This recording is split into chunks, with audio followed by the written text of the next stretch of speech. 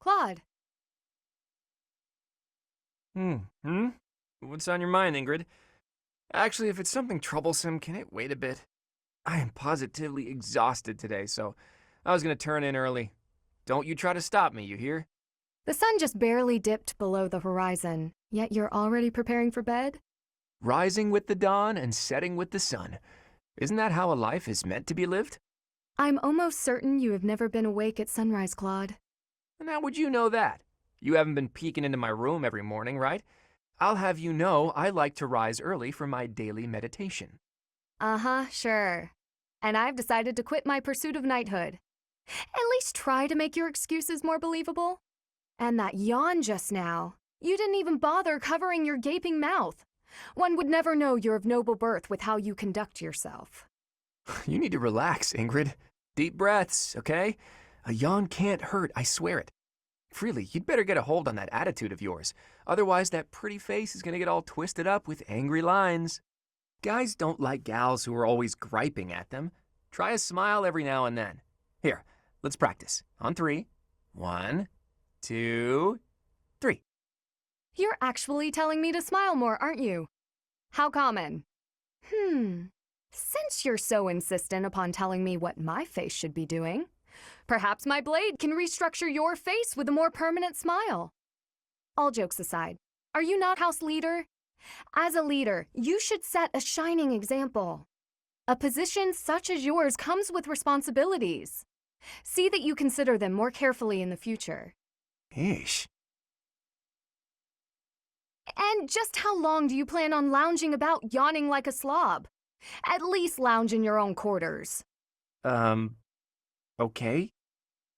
Honestly, some people. Wow, somebody needs to teach that girl to lighten up.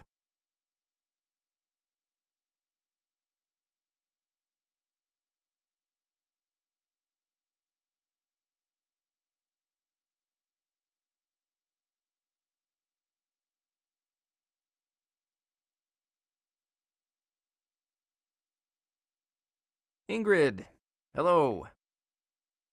Yes, Claude? Listen, I know you and I don't always get along. I just wanted to say that I'm sorry if my way of being is upsetting to you. If anyone should be making apologies, it's probably me. I've been overly harsh toward you on more than one occasion. As you might have noticed, I'm close friends with a certain someone who has caused me no end of trouble since we were very young.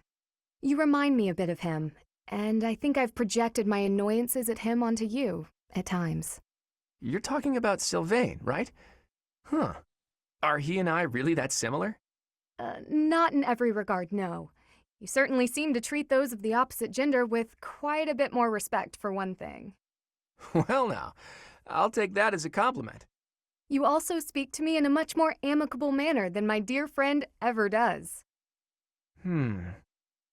Okay, I have to ask you something, but only if you promise not to show me your angry lines again.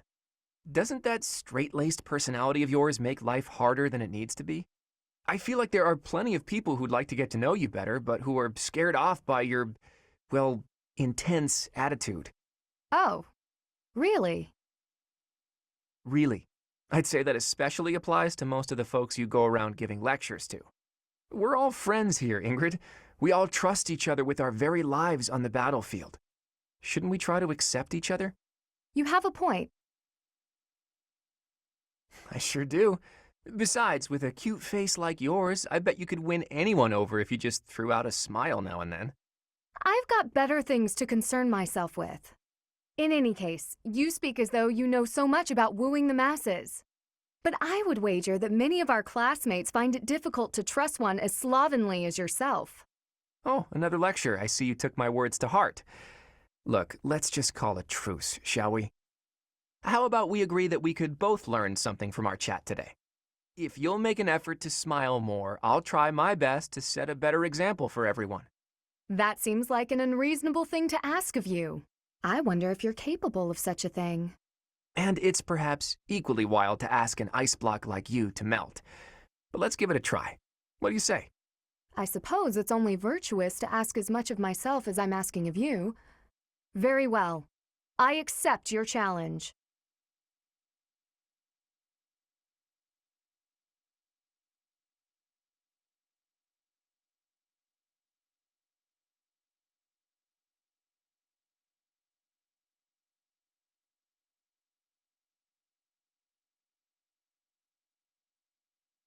Ah, hello, Ingrid. A good day to you. Well, hello there. If it isn't Claude, always a pleasure. You put in a fine performance in training today. I must redouble my own efforts. Ha ha ha. That's kind of you to say. By the by, do you have a moment to spare? I have been meaning to ask for your input on some new strategies. Oh, goodness. Only if you think someone as lowly as myself might be of service. But of course, I value your skills more highly than most any other. Oh, goodness. Okay, time out. Listen, Ingrid, do you really have to say, oh goodness, every couple of seconds? What do you expect? Speaking to me as you were, I only responded in kind. What? Do I sound that strange? I thought I was acting earnest and industrious.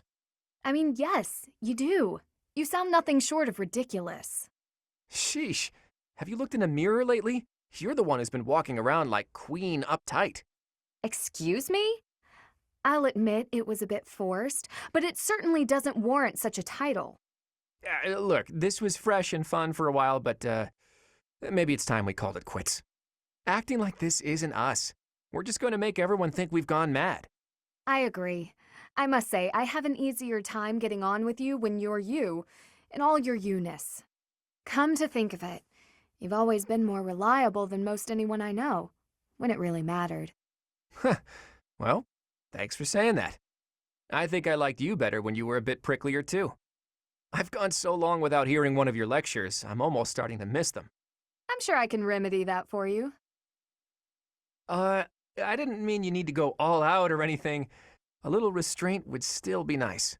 My lectures, as you call them, only persist as long as is necessary. Oh, I think I'm coming down with a stomachache. We'll talk later, okay? Okay, see ya. You honestly expect me to believe that?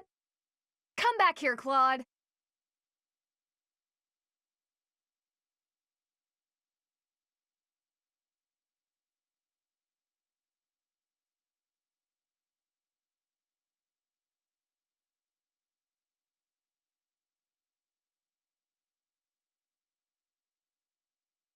Hi, Ingrid. That was a great training session today, wasn't it? It was indeed, Claude. It's so nice to see you. Things have been pretty busy lately, though. I hope you're taking the time to rest whenever you have the chance. I thank you for the concern. You are ever so kind. I've finally got a free day tomorrow, so I was planning to sleep through the morning and laze around all day. That sounds so lovely. Perhaps I should do the same. Ingrid, will you just stop it already? Are you still doing that shtick? Whatever do you mean? Are you feeling all right? You're acting so demure. It's kind of creeping me out. Ugh, you can't be serious. I always knew you were a layabout, but I see now you're also an insensitive nitwit, too. If I lecture you, you complain. If I act pleasant, you also complain. Ah, you switched back! Please, tell me how to behave. At least if you're commandeering my behavior, I'll get less of an earful of your complaints. Have you ever even once considered thinking before you speak? And you wonder why people so rarely trust you. Ah, right. I'm sorry. I guess that was kind of insensitive. Wow, quite the apology. Sounds a lot like one of your myriad excuses. Do you really expect empty apologies to help you get your way? I'm suddenly feeling dizzy. Oh, so dizzy. We'll have to talk about this later. There you go again, you and your excuses. I thought if I made extra efforts to be pleasant, he and I might finally interact without bickering. I just don't know what the best approach is with him. There is no best approach. Were you listening to everything I just said? Ugh, I thought you'd run off. I told you before, didn't I? You're better off as your normal, prickly self. I don't mind getting lectured by you, so keep on doing that from time to time, okay? Just maybe not all of the time. Anyway, oh, the dizziness. Bye. As if an occasional lecture could ever cut it.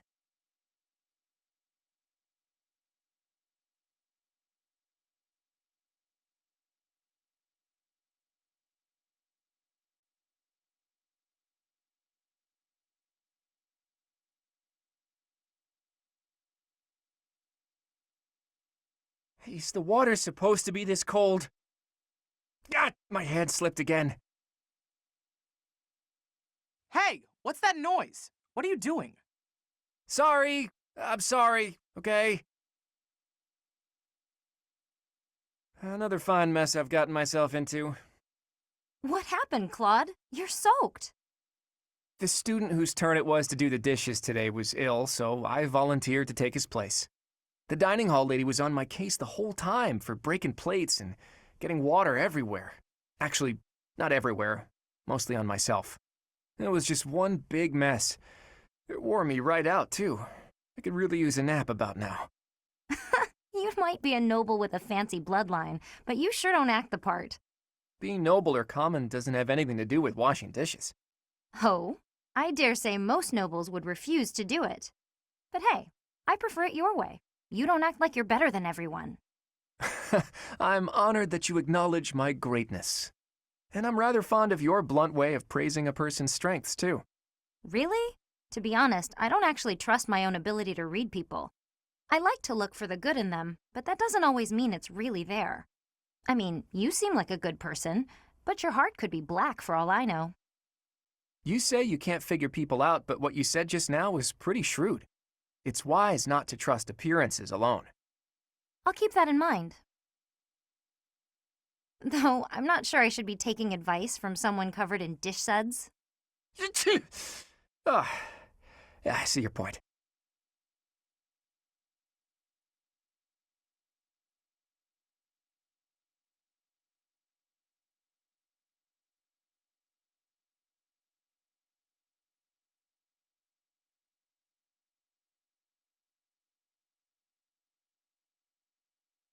A little closer. Hey, Leonie, what are you up to? Oh, come on. What'd you do that for? Look, you ran my quarry off. You were hunting? Ooh, is the dining hall that short on food supplies? No, but I like to hunt every now and again. Keep my skills sharp. I suppose so. You're from a family of hunters, right? Well, there's no shortage of prey to hunt around here. True. Not many hunters around the monastery, huh? Rivers full of fish, trees bursting with fruit, mushrooms ready to harvest all over. It's the kind of place where you can really be self-sufficient. Guess we can thank the goddess for that. I don't know. I'm more inclined to thank the bountiful earth than the goddess for such things. The goddess may offer spiritual guidance, but she doesn't fill our bellies, that's for sure. Not a very noble-sounding thing, to disregard the goddess and honor the land. Leonie, whose grace do you suppose humans live by? The goddess? The nobility? I'd say it's neither. It's the endless bounty of this magnificent land that gives us life. Won't hear me deny it. But who's to say it isn't the goddess whose protection makes nature thrive? I'm not the most devout person, but I'm not about to go around saying we don't need the goddess at all. I said she gives spiritual support, didn't I? I wouldn't go so far as to say she's wholly unnecessary. But in Elmira, Dagda, Bridget, and plenty of other places, they don't believe in the goddess. Nature is a blessing that knows nothing of borders. The goddess is the goddess, and the earth is the earth. They should both be revered for what they are. Look, this is just my personal opinion. If you truly believe that everything depends on the goddess of Saros, that's your... Hey, it's fine. You don't have to worry about me. I'm a believer, but I know there are those who aren't. And I kind of like your way of thinking. Giving thanks to nature and all. It makes sense. I knew a wild girl like you would be able to get behind an idea like that. What? Like I'm feral or something? Hey, you know, this kind of talk could be viewed as heresy if it was public. Yeah, probably. We'll just have to keep it to ourselves.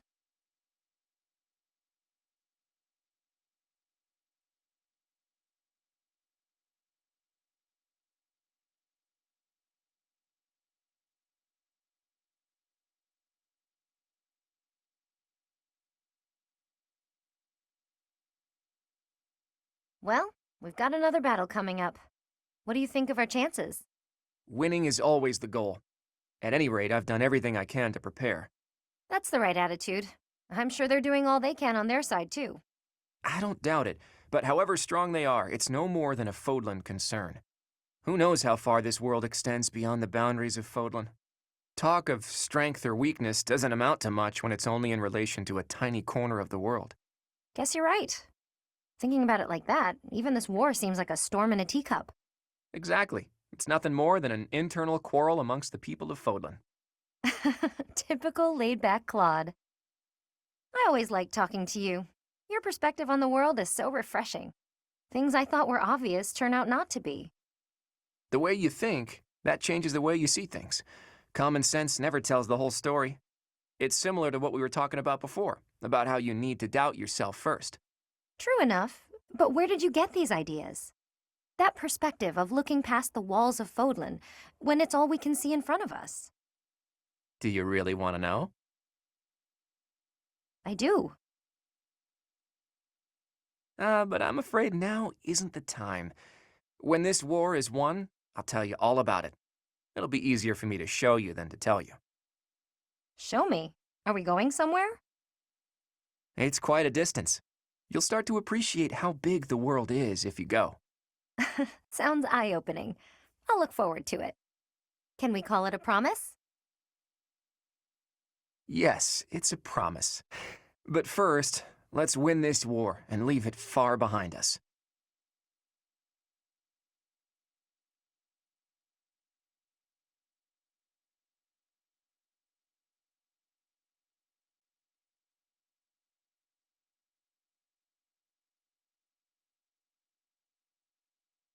You.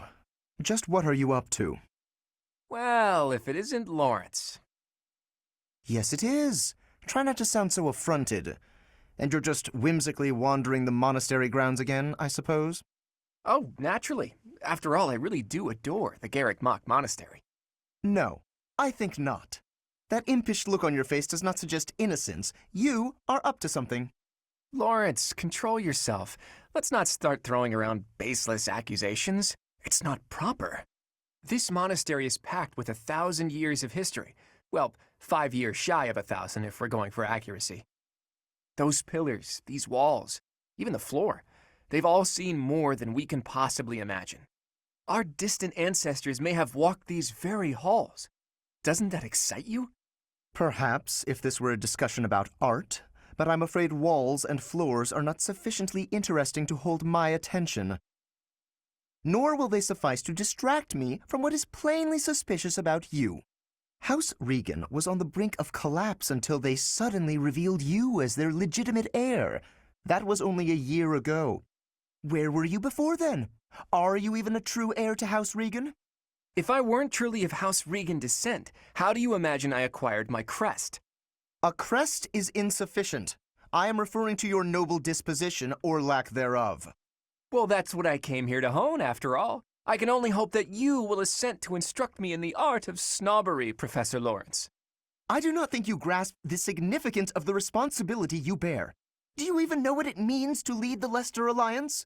I take no pleasure in saying this, but much of the chaos in our ranks right now is due to the failings of House Regan's leadership. I intend to set things right, and once I expose you for the fraud you are and reclaim my rightful place, that is precisely what I will do. To be blunt, it would have been better had you never shown your face here. Sheesh, that guy. He just can't be reasoned with.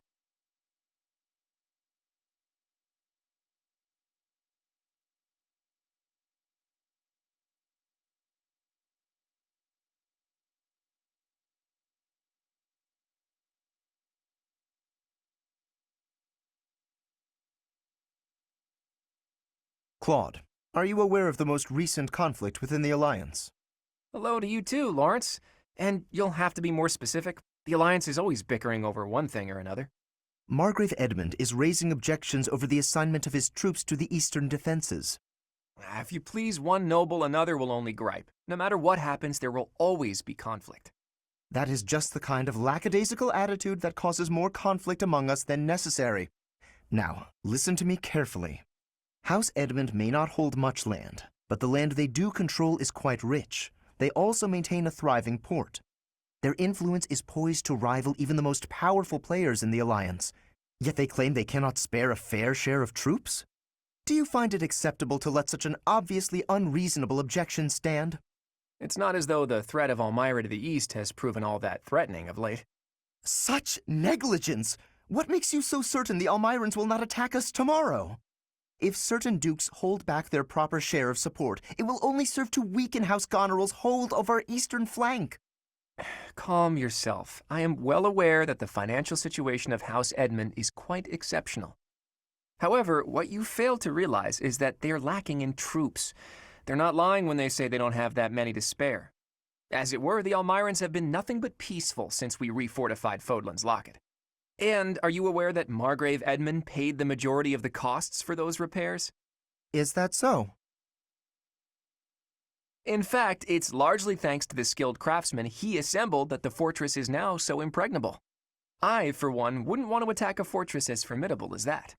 I do see your point. If House Edmund has already made its fair contribution, then that is all we can ask. Very well. I withdraw my objection. But even the sturdiest fortress needs soldiers to defend it. If we continue to squabble amongst ourselves, it will eventually fall. Well, and here I thought he only cared about status. Still, if someone like him really came to lead the Alliance, it would not bode well for Elmira.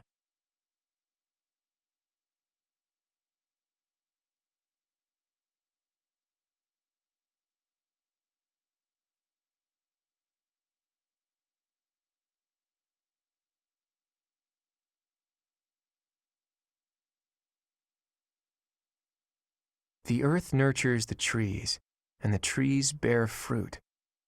It's the earth itself that gives us all life. O Fodlan, land of plenty, bless us with the gift of delicious food.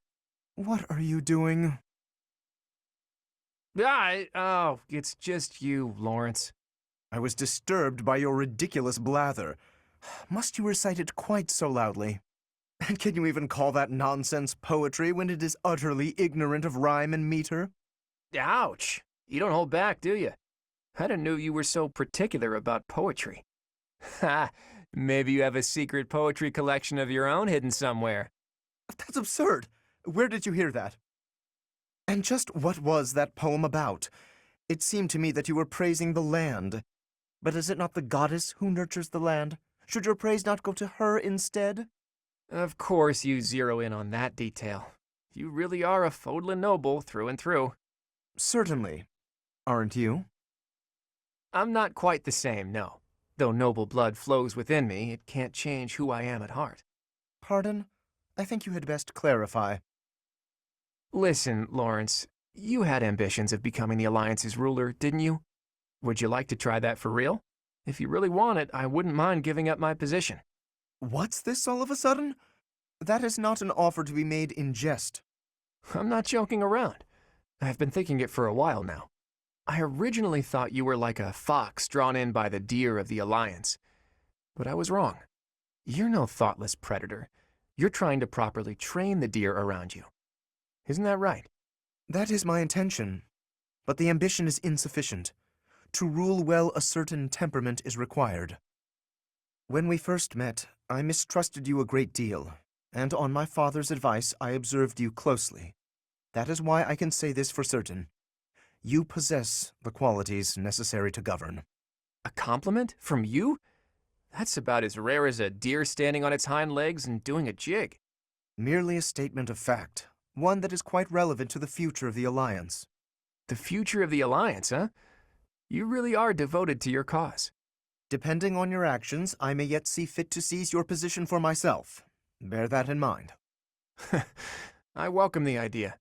It means I can feel safe vanishing whenever I see fit. Vanishing? Do not tell me you intend to die in this conflict. You cannot shape the future if you do not live to see it. Ha! First you compliment me, and now you're worrying about me? What have you done with the real Lawrence? No, I'm not going to die. I'm tougher than I look. Besides, This war isn't just for the Alliance anymore. It's going to decide the fate of all Fodlan. It would be cruel to leave you with the burden of uniting all of Fodlan by yourself, don't you think? Burden, please. If there were none other suitable, I would gladly become a king, or even an emperor. Well, well, I guess I shouldn't take Lawrence of the famous House Gloucester so lightly. Really, though, don't you go dying on me either, Lawrence. We're going to need men like you in the age to come. The same to you, Claude. A world without you would be ever so dull.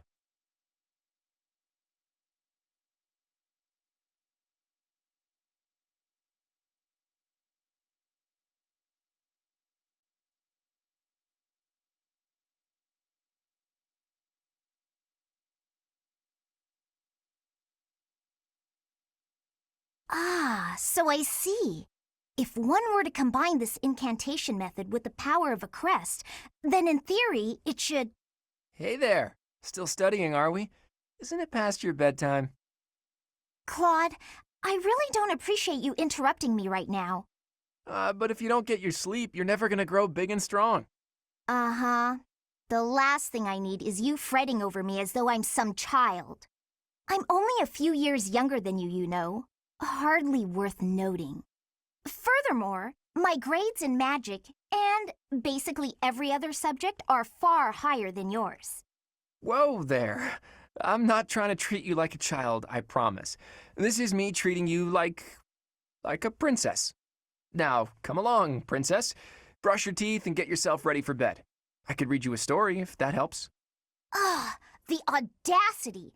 Whatever it is you think you're treating me like, it's unendingly annoying. If a child and a princess are out, what's left? Should I treat you as a noble hero? Draw your sword, Lysithea. If you wish to continue studying, you must first defeat me in battle. Come now, face me like the hero of legend that you are. I find myself speechless in the wake of your staggering ignorance. Now, please, leave me be. Okay, I can take a hint. But in all seriousness, you shouldn't neglect your sleep. You'll fall ill if you push yourself too hard. Oh, and just so you know, I heard a rumor that this library is haunted. It's probably not true. Right? Right. Anyhow, I'm off to bed. Good night. You know, I am suddenly rather sleepy. Excuse me while I see myself out. No matter how she tries to hide it, she's still a young girl at heart.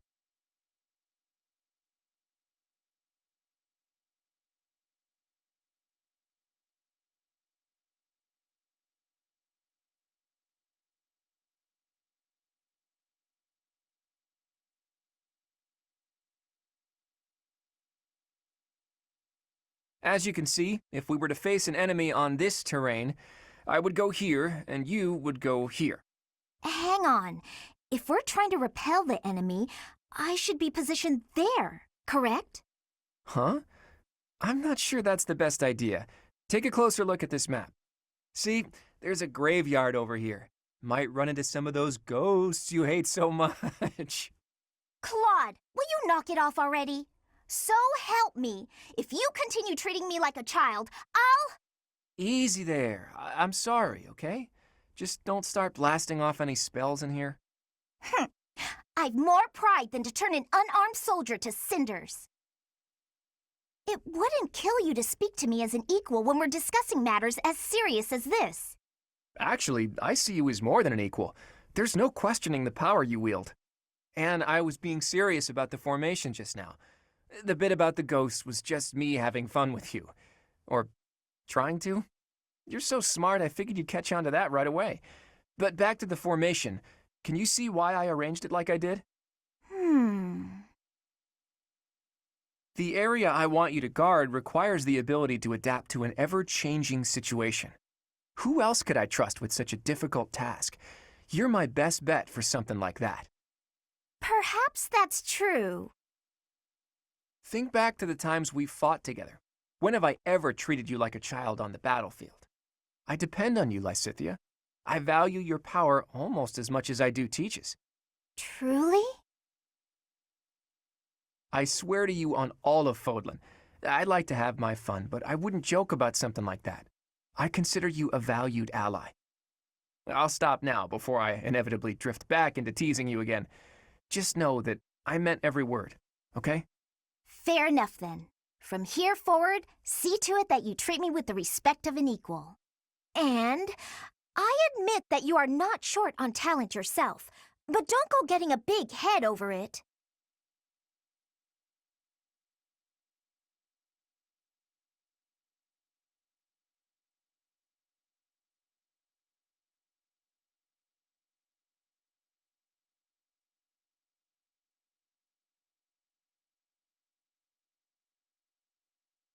Strategically speaking, if I poised an archer to lie in wait here, and then lured the enemy in over here. Lysithea, are you up late studying again? I am, but I don't see how it's any of your business. Look, you don't need to work yourself so hard. You're already as skilled as they come. There aren't many people out there who can match you. Everyone knows that. I apologize for my sharpness. I just feel pressured. Why would you, of all people, feel pressured? I place a lot of personal pressure on myself. I need to become as strong as possible to put my parents at ease. When I met with Count Ordelia before, he said you were his pride and joy. But he also said his only concern was that you might be pushing yourself too hard. If you really want to make your parents happy, surely you should start by taking care of yourself. That's true. Then it's settled. Get some rest. Save your energy for tomorrow's battle. You really are very mature, Claude, despite the impression you give off. And I clearly have plenty of growing to do. I probably don't have much room to come down on you for harping on me. Oh, really? Does that mean you won't get mad if I treat you like a child from now on? That is absolutely not what I said. Just after you finally earned a small degree of respect from me, too. Hey, just think about it for a second. You're the only one in the world I treat like this. That means you're a pretty special person to me. You think I'm special? Take it however you like. Or maybe the thought is too much for a kiddo like you. How dare you? Yeah, don't do anything you might regret. I don't want to be turned to dust. I'm feeling generous, so I'll let you off easy this one time. Well, that's good of you. All joking aside, go get yourself some shut-eye, okay? After all, if you don't hurry up, the boogeyman might come out and eat you. All right, buddy, you asked for it.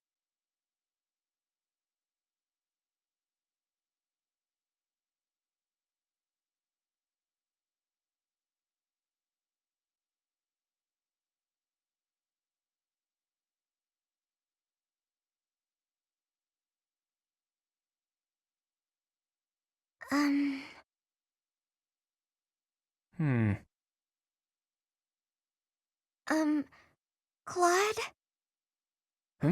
Oh, Marianne. Have the gods taken pity on my lost soul and revealed a sign to me? I've been researching the 10 elites of Fodlan, but I can't tell fact from fiction. Anyhow, what can I help you with? Well, I found this pendant, and I think it's yours. Ah, right you are. Yeah, honestly, I'd resigned myself to never seeing it again. It's a keepsake from my uncle, who has passed on. If I'd truly lost it, my grandfather would have had my head. Thanks for returning it to me, Marianne. You saved my tail. Please, it was nothing. I should be... No, I think that's enough researching for today. Why don't you join me for a nice chat? I just came to deliver the pendant. Sounds awfully lonely to only talk to those whom you have business with.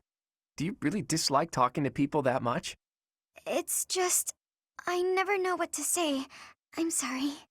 No need to apologize. We'll figure it out as we go. Tell me, are you like this with your father, too? Within the Alliance, Margrave Edmund is prone to debate. With a father like that, I would have thought...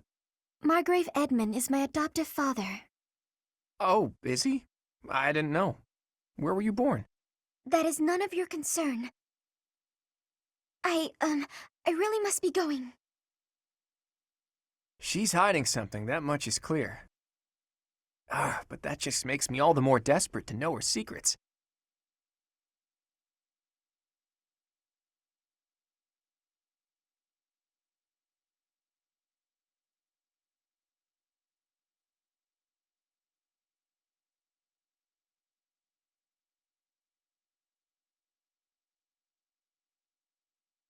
Marianne, please accept my apologies for my behavior yesterday.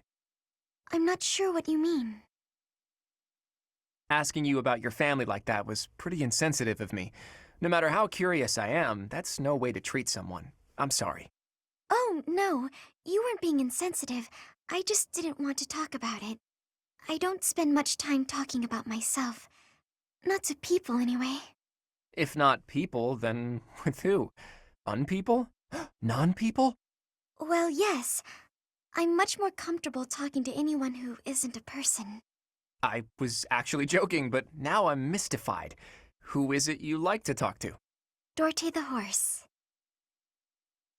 Ah, of course. Good old Dorte. And does he understand what you tell him? We understand each other. He tells me when he's sleepy, or when his stomach hurts, or if his nose itches.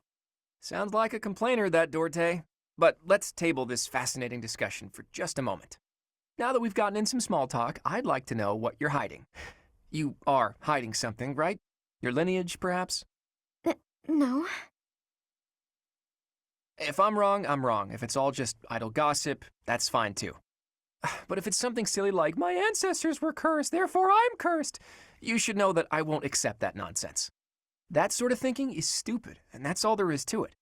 Say your ancestors were thieves. Does that make you a thief, even if you've never stolen a thing? Of course not.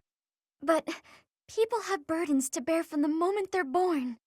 My burdens are so big that I'm sorry, I can't discuss this anymore. People certainly are born with burdens. She's right about that. But Marianne, don't you know that you can choose not to carry them?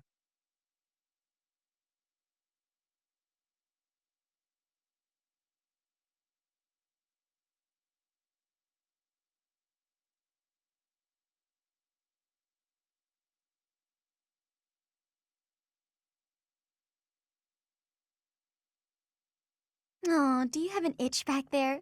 I guess you can't scratch it on your own, can you? Hi, Marianne. Oh, Claude, it's just you. Sorry, I know you're in the middle of an important discussion with Dorte, but could I talk to you? About what? It's about this thing you think you're burdened with. I've tried to guess what it is. Please don't. This is making me a little uncomfortable. There's no reason to feel uncomfortable. It's not like I plan on saying it aloud. But if my guess is correct, there's something I want to tell you. Will you hear me out? Fine, I will listen. Once upon a time, in a faraway place. What the... Are you telling me a story? Just listen. Once upon a time, in a faraway place, there was a young boy. This boy came from a despised lineage. In short, his mother was a daughter of the enemy. So the young boy was treated horribly by everyone around him. He hadn't done anything wrong. Everyone hated him simply for existing. Yelling, fighting back, explaining himself, nothing he did could change his situation. When he was finally old enough, he ran far away from home. He escaped. It sounds to me like he had no choice. I would have done the same had it been me. Thing is, after he ran away, he still found himself in the very same position. People in the outside world hated him for where he came from. Well, now that's... The boy thought he had no place to go. All he could do was destroy the boundary between the inside and the outside worlds. Destroy the boundaries? Right. If there was no outside and inside, just one side to share, then the people outside wouldn't have a reason to hate him anymore, right? It wouldn't be easy, but if he managed it, he could shrug off that burden. The point is, people are born with burdens to carry. That much is undeniable.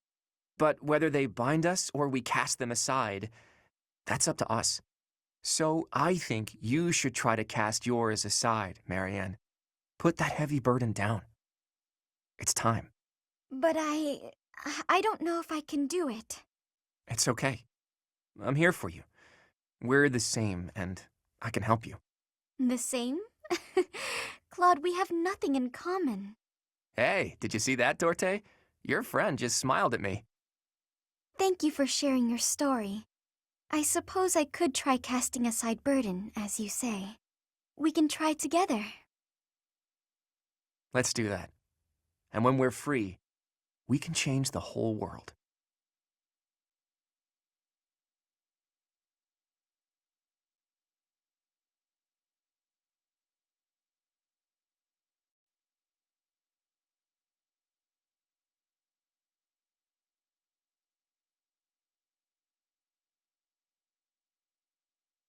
This looks like an ideal place to take a nap. Only one way to know for sure. And there's a nice breeze today, too. Claude? Huh? Why are you taking a sleep on the ground, Claude? Is that Petra? Where are you? Were you up in that tree the whole time? I couldn't feel your presence at all. Amazing. It is safe to take sleep in the tree's top. Why would you choose the dangerous ground instead? Your logic is sound, I'll give you that. But how is one supposed to get up there without losing the sleepies from the effort? I do not know what is meant by the sleepies, but getting in the tree's top is easy. And you will be using all of your energy, so that good sleep will find you up in the tree. I see. That makes a certain kind of sense, but it's not as relaxing as a good ground sleep. Give it some trying. And do not think with too much hardness when you return to the ground. Feel it. If you stop for thinking, your arms will get heavy. That is way more thought than I'd hoped to give this nap of mine. But I'm not one to give up before even trying. Here goes nothing. I can do this. I have not known a noble here who can climb trees. Is this a weakness of Fodlan nobles? No, not a weakness. How do I... Ah! You should be quitting. It is a danger to be falling from such a height. I think that's enough for today. This might sound like an excuse, but we don't have a lot of tall trees where I grew up. This is all new to me. You should take your sleep on the ground. I will take mine in the tree. You won that round, tree.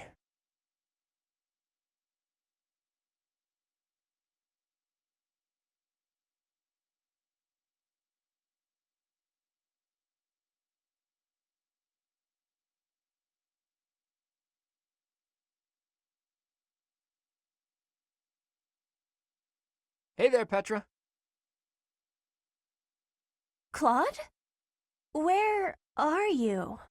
Where else? Wait, I'll meet you down there. Claude, I thought you were not able to climb the trees. True, and that is exactly why I worked like a madman to devise a new climbing technique. I have much admiration for that. To climb is a skill with value. What can I say? Okay, so I may have cheated a little by using my bow to shoot a rope over a branch, or a few branches, or all of the branches. But once I got up there and hauled up the ropes, it was the same result as if I'd climbed it your way. I am understanding. That costs more time, though, so it is not the best thing for hunting. But you are not harming the tree, so that is an advantage. I am liking this technique. You're right. I didn't harm the tree at all. I'm surprised that impressed you. The tree has a spirit. If you hurt the tree, you will give its spirit anger. I see. I take it the people of Bridget have a close relationship with nature, then? Trees give us food and also shelter. We are needing them, and they are needing us. True. The people of Fodlan believe everything is a blessing from the goddess. They've forgotten to be grateful to nature, too. Nature gives us life, sustains us. Without it, we couldn't breathe, couldn't live. It's everything. It's fine to pray to the goddess, but we have to respect nature, too. Don't you think? Yes. I do not know this goddess, but I know nature. That is the knowing I prefer to have. You and me both.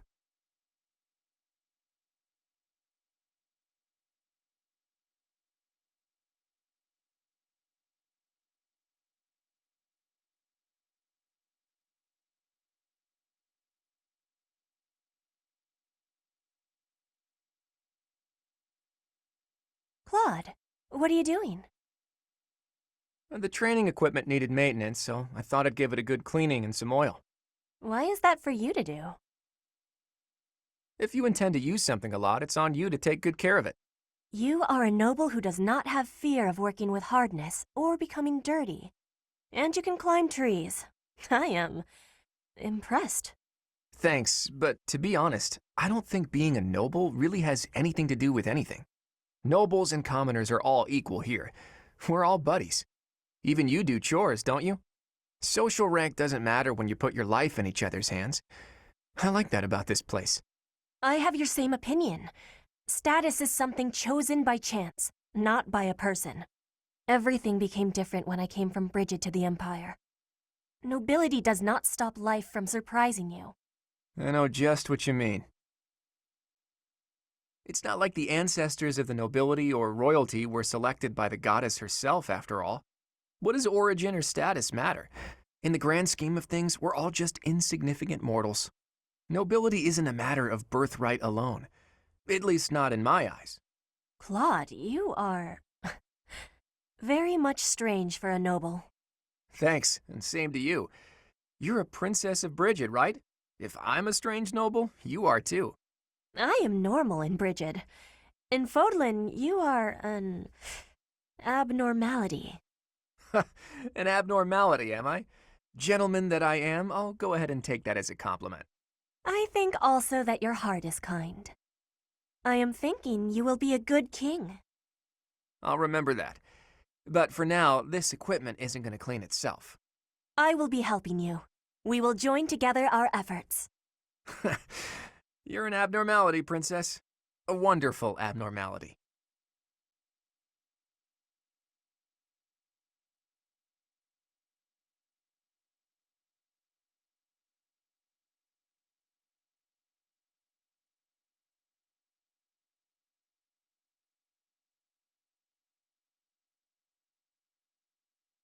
Hey, Petra. Are you there?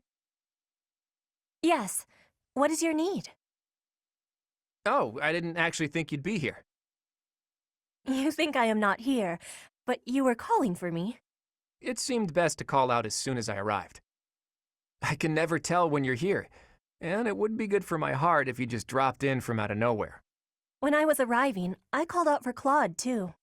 I was thinking it would give me joy if you were here. Is that a fact? I'm honored. Anyway, I see you beat me here today. Say, Petra, wouldn't it be great if, no matter how bad the war gets, at least this place stayed peaceful? Yes, I think so. I like this tree. It gives me calmness. I like this tree too. It feels like it's always welcoming and reliable. But when the war has ended, I must be leaving this tree. I must be returning to Brigid. Claude, my grandfather has been saying I must find a husband of Fodlan. Whoa, where did that come from? You sly minx, have you been searching for a suitor all this time? If Fodlan and Brigid become bound by marriage, it will give my grandfather great joy. Well, you are a princess, so it makes sense that you have obligations. I am not having an obligation. I will only be marrying if I find a good person. So you just need to find a man who meets your expectations. That could be tricky. No, I will be finding one. It will not be a problem. Oh? And who's the lucky fellow? It is my secret. I will not be telling him yet. I see. Do you think he can give you the kind of future you deserve? I am not knowing about the future. But my perfect husband could be him. And if he gives refusal, I will be tying him up and dragging him home. Tie up? Well, I'm sure the lucky man will learn to accept his fate one way or another. Besides, I doubt any man would reject a proposal from a catch like you.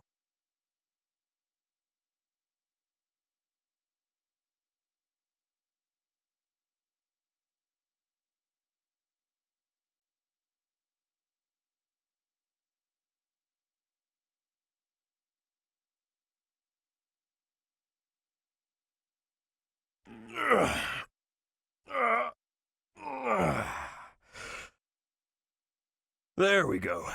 Time for a break. Hey, Raphael, that's quite a load you've got there. It was my turn to do the shopping again, but I might have overdone it. Aren't those trips usually for food supplies? Why did you pick up a bunch of spears and gauntlets as well? I was passing by the smithy, and the old man called me over. He said he was finished repairing the training weapons, so I grabbed them since I was already there. I see. And those books? I had just left the smithy when I ran into a merchant I recognized. He said he had some books that he brought for the library, so I took them off his hands. Right. And that desk?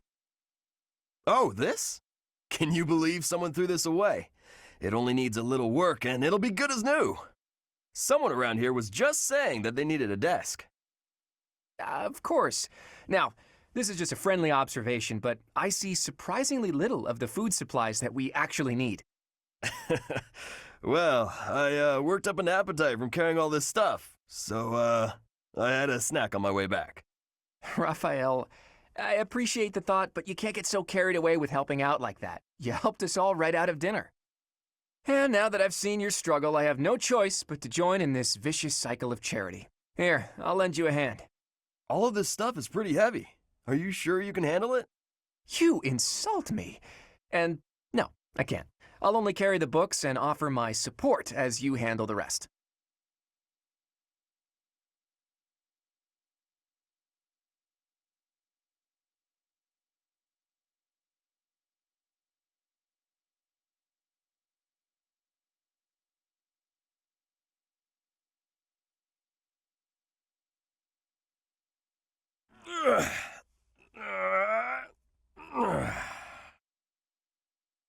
Whew.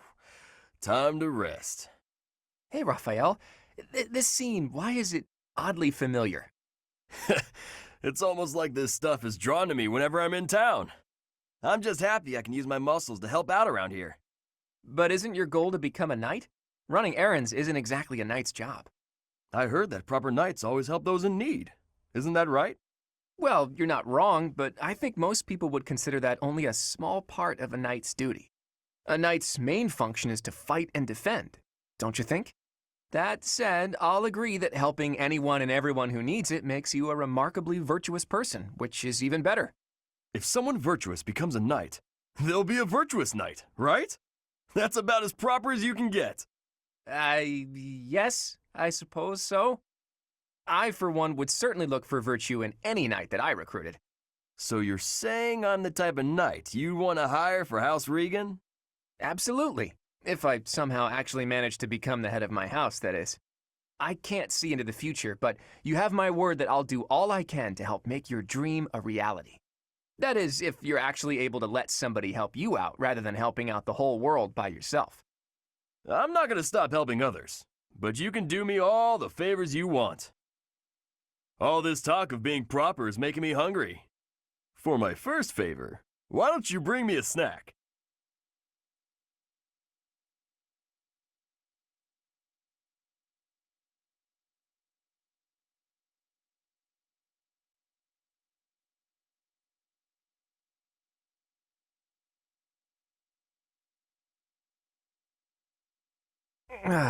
There's really no better place for my midday nap than under the shade of a nice big tree.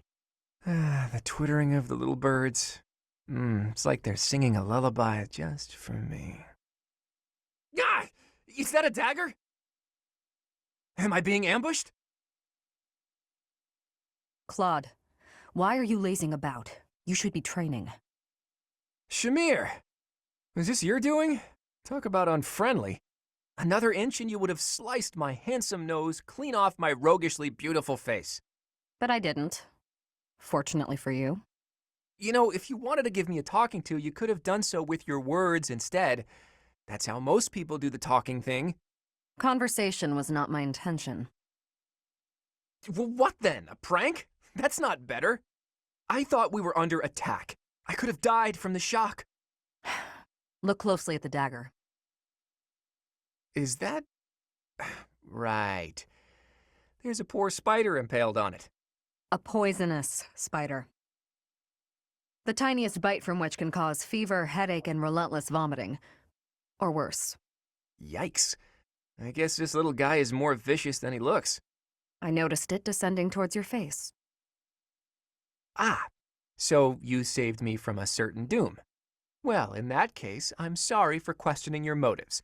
I promise to repay the favor someday. I'll keep that in mind.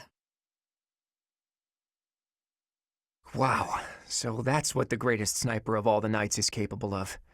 Absolutely incredible.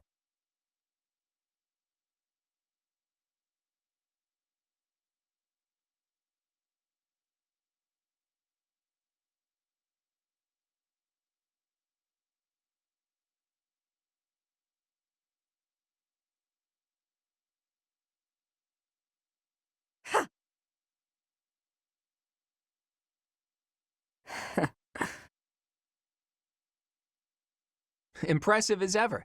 It's always satisfying to see such skill in motion. It's nothing to boast about, just part of the job. Sure, but I hear there isn't a knight out there who can match your skill at reconnaissance and infiltration missions. Don't forget assassination and coercion. Is there someone you need killed? Ooh, so violent. Why would you jump to that conclusion? You went out of your way to find me. I thought you might need a favor. It's sorry to disappoint, but I didn't come to request an assassination. I just want to talk. With me? Of course. You've piqued my interest for a while now. A little birdie told me you were born in Dagda. Is that true?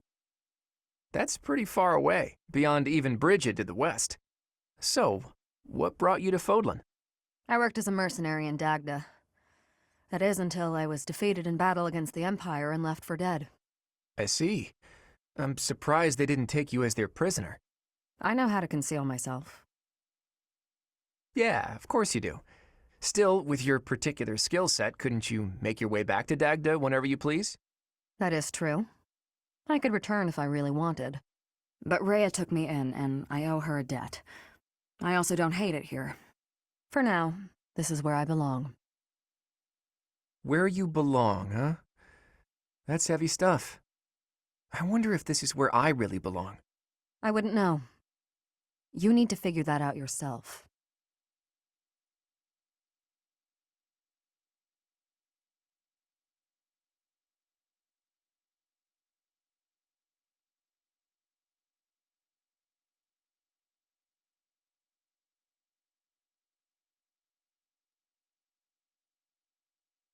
Ha! Huh. Not bad. You're quite skilled. Shamir, what a rare treat for you to start a conversation for a change. Is it? It's not possible you came to ask for my help with something. Could it be you want to become closer friends? Don't flatter yourself. That's cruel. You could have at least hesitated a beat before answering. Last we spoke, you were questioning whether or not you belong here. You remember that, do you? Well, yes, I do think this is where I belong. For now. I have things that I want to achieve, and I can only do that by staying right where I am. That said, once I've done what I'm here to do, it's hard to say whether I'll stay or leave. I might end up searching for another place to belong. That is true for most people. Life would be tedious if we knew what lies ahead. Whether or not you belong in a place can change at any time. As soon as you settle in somewhere new, you begin to question your decision. That's true. I guess trying things out and searching for our own path is what life is about. And both of our paths have led us here. This is where we belong right now. Even if it's just a temporary coincidence, we should cherish it while it lasts. What are you going on about now? I'm just saying we should make the most of this time we have together, since we don't know how long it'll last. Once it's gone, it might never come back. Right? Is this your sad attempt at flirting? I will admit, you're an interesting one.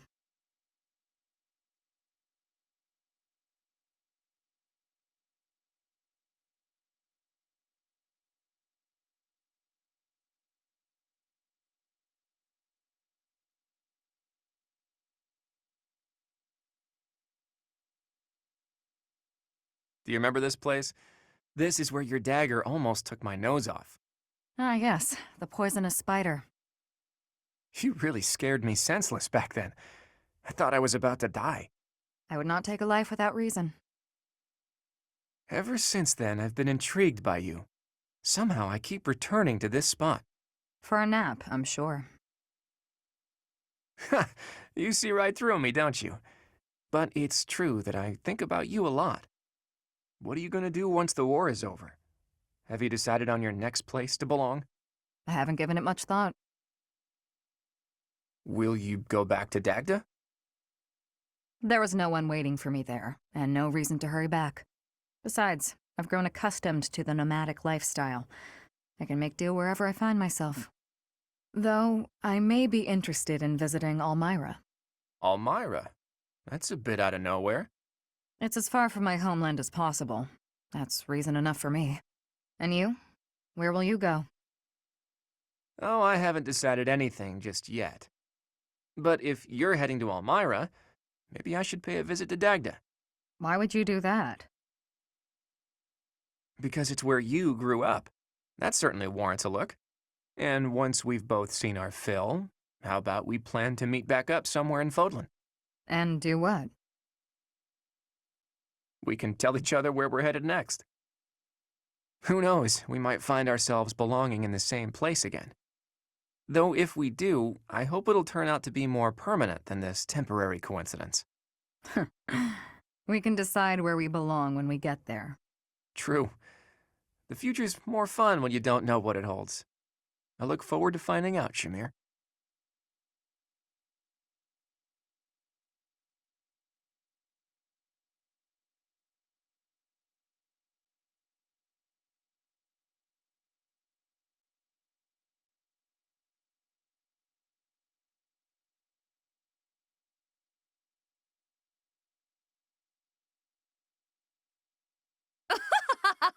Tremble with wonder at the magnificence of my sorcery. Unbelievable! It's simple tea, but somehow it's shining with the colors of the rainbow. And the color's changing as it's being poured. How magical. Of course it's magical. I achieved it through magic. It's a spell of my own design, in fact. Impressed? Is this what you wish to show me? I must admit, I've never seen such a thing. Is it still potable? Is it still potable, she asks. Then I suppose you wouldn't mind taking the first sip. That was amusing, Constance, but out with it. What was that favor you wished to ask of me? It's a small thing regarding my house. I thought your highness might bend some slight effort towards seeing it restored from nothing. I had a feeling that was it. I wish I could help, but you must understand my present circumstances. Yes, I'm aware. All the more reason for you to get in on the ground floor, as it were. My magical might is unrivaled, as I proved to you only moments ago. Surely you can see the obvious benefit in having the sorceress prodigy Constance at your beck and call. I agree that you are remarkable. That is beyond question. But how do you imagine rainbow tea will help me to achieve my aim? Just imagine the acclaim it will bring you at tea parties. It's a most worthy party trick, yes. But I have no use for such a thing. Well, it's not as if that's the only trick up my sleeve. That was merely a sample of my repertoire. I never cease my work in developing new magic. Your Highness is sure to find some of it useful. Constance, there's something important that I would like to talk with you about. Oh, have we not been discussing weighty matters all this time? It's regarding a truth that you and countless generations of House Nouvelle have occulted. Ah, that. If you ever feel like revealing all to me, I'd be happy to talk further. Until then, my apologies, but as the Imperial Princess, there's nothing I can do to help your cause. Please don't misunderstand. As your ally and friend, I'm happy to keep you company. However, you mustn't expect more from me than friendship or battle support. Of course. And now I shall make myself scarce. Good day.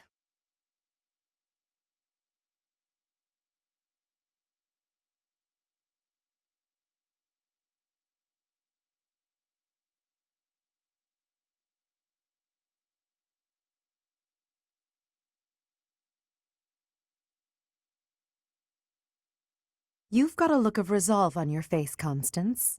Have you come to a decision? Quite so. I never waver for long, you know. You have risen to become emperor in this age of uncertainty. I too must adapt to the times. I am ready to enlighten you regarding the secret that House Nouvelle has kept for generations. You have my gratitude. You will be rewarded for taking such a drastic measure. To be clear, this is about your crest, correct? Your instincts are sharp. According to the Empire's records, I bear the major crest of Macule. But those records are mistaken. In point of fact, the crest that I bear is... The major crest of Noah, one of the lost saints. That bloodline was believed to have died out. No one, not even the imperial nobility, bears that crest. How then did you come by that bloodline? And how did you manage to thwart the Empire's investigations into the matter? All of the answers you seek are tied to House Nouvelle's origins. Close to 1,000 years ago, Saint Noah parted ways with Saint Saros.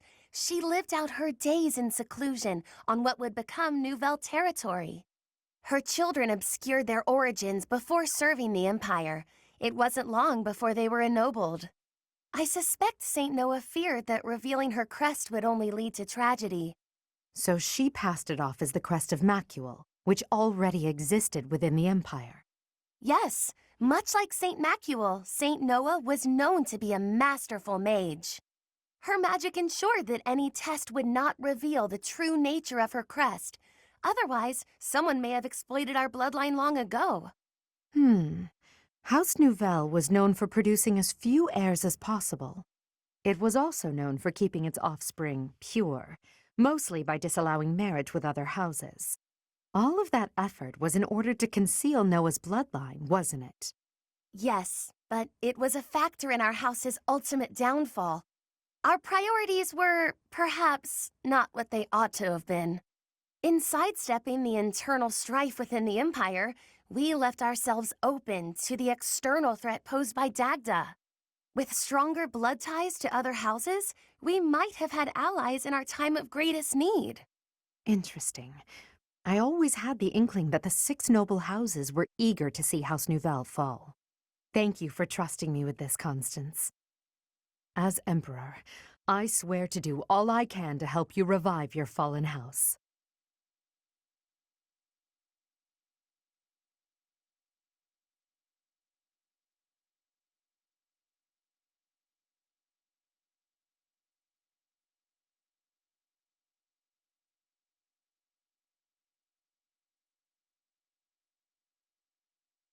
Your Majesty, might I have a moment of your time? Yes, of course. Unless you're not planning yet another magical exhibition, are you? Knowing you, it seems a safe bet. I can't imagine what else it could be. I already promised to help you revive House Nouvelle. If our campaign continues as it has, we'll soon prevail. There's no need to keep inventing spells. I don't doubt that Your Majesty has things well in hand when it comes to the war. Yet why should I allow that to deter me from achieving my ultimate satisfaction? As the scion of proud House Nouvelle, I shall bring about my grand achievement before my house is restored. On that you may rely. You have a strong will and a strong mind. You do not consider yourself above concerted effort either. Even during wartime, you trust your own ability to fight and survive. You're ever focused on the future and on the actions necessary to realize it. Where is this coming from? If there's an angle to be played with this praise, it eludes me. I was only speaking the truth. I find your efforts to be admirable. Your words are sweet. And yet... Yes? Please, go on. Forgive me, Your Majesty, but you promised that House Nouvelle would be restored. Yet you work toward a future with no place for the noble houses of old. Granted, in your unified Fodlan, the acting lord for each territory will come from noble stock. But in the long term, your system will replace the nobility. Our role will change significantly. That's exactly right. There will no longer be lords who inherently rule over a particular territory. Instead, nobles will act as government officials, working for the people in exchange for a salary. Officials will be selected from the general populace as well, bringing an end to the very concept of social standing. All will rise and fall by their own merits. And it is for those reasons that I continue my magical research. Even if nobility ceases to exist as a concept, the meritorious spellcraft displayed by House Nouvelle shall make us a household name. I must admit, your words strike a chord. I find myself oddly moved by your proclamation. So you see, Your Majesty, the fortunes of my house dovetail nicely with your plans. The road on which you stride courageously forward leads to my own bright future. I too believe that the future you wish for can be found at the end of this path we're cutting. Splendid! Oh, amid all this talk, I neglected to present my demonstration. Sit back as I, Constance von Nouvelle, display the never-duplicated Nouvelle style of spellcraft. About that. Another time, yes? I have much to do. Elsewhere. No, wait! There's no time like the present! Why, it shan't take more than an hour or two.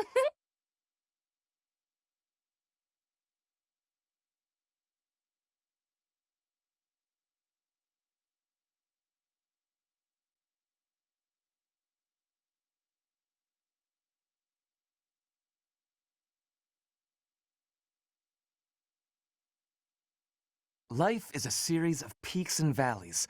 Our union is, to my mind, the highest of peaks. Spoken like one who's never known the lowest of valleys. To think, we were once a pair of blooms, flourishing side by side in the upper echelons of Enbar society. Despite our differing aspirations, I think together we could have taken the mantle of leading the Empire. Tread carefully, Ferdinand. Some part of me clung to hope that you might emerge from the wreckage. I am glad you have. I know that was a difficult time for you. Oh, so you surmised that the single most humiliating event of my life was difficult, did you? It is becoming clear to me that this conversation is a waste of my time. Oh, that was rather brusque. Well, pardon me if I seem unmannerly in the face of a reminder of all I have lost. My family, my home, my friends, my people, everything. I am all that remains. I did not intend to offend you, Constance. Then what did you intend? How like the noblest of nobles to be unaware of the suffering one causes. You can't grasp what it is to be a newly minted peasant, can you? That is simply not true. I care about you, and I was attempting to offer some words of comfort. Enough! I need more than words, more than you have offered to provide. Though I am without status now, my spirit is no less noble. It will not do for you to condescend to me in my houseless state. You have my sincerest apologies. That was a grave misstep. I did not mean to come across as condescending. I was merely being careless with my words. As you say, I have never experienced loss at such a staggering magnitude. I cannot imagine the pain you have endured. Indeed, you cannot. I advise against trying. The more you harp on it, the more irritated with you I become. Never shall a day pass that I don't work toward restoring my house and reclaiming my title. You, on the other hand, seem content to remind me that it is lost. Thank you, but I had not forgotten. Constance, please. I see no trace of the boy who made waves with me at balls and embodied the finest in the nobility. This newfound arrogance of yours is a discredit to House Eyre.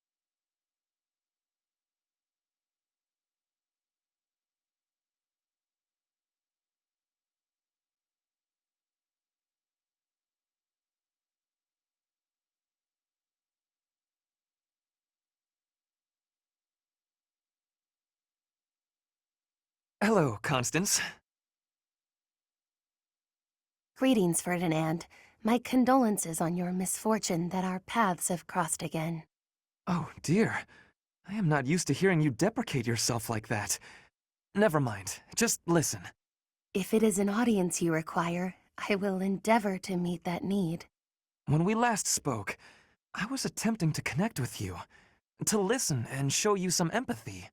But I was so clumsy with my words that I came across as callous and conceited. I hurt you. I know. The notion that a noble of House Iyer could display arrogance is difficult to credit.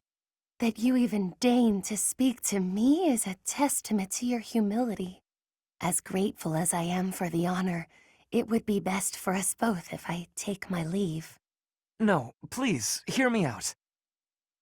Though your words chafed, I see now that they were perceptive. I was being arrogant. I tend to overcompensate. Perhaps I make a fool of myself, bragging about my superiority to Edelgard. Now, with my father's fall from grace, I have been dropped to my knees, utterly humbled. My house is in shambles. I have nothing. I do not even know my father's whereabouts. I have heard and grieved for your predicament, but you must know that it is no reflection on your sterling quality, Ferdinand. Even in the face of such adversity, you never strayed from the correct path. If this was the right path, the wrong path hardly bears thinking about. Still, your kindness has eased my worries a bit. A wise noble once said that life is a series of peaks and valleys, but I have struggled to find the peaks. I was once pushed to the nadir of a valley, and have spent my days confined there ever since. There is little chance that I will ever return to the heights I once knew, but it will not be for lack of trying. Your persistence is admirable. You are too gracious. I see the highest of peaks on your own road. The way is steep, but not long. You will reach it yet. And if my words might reach the ears of a man who has attained such heights, perhaps one who has reached his summit might pull a climber up behind him? Such is my heart's desire, unspeakable though it may be.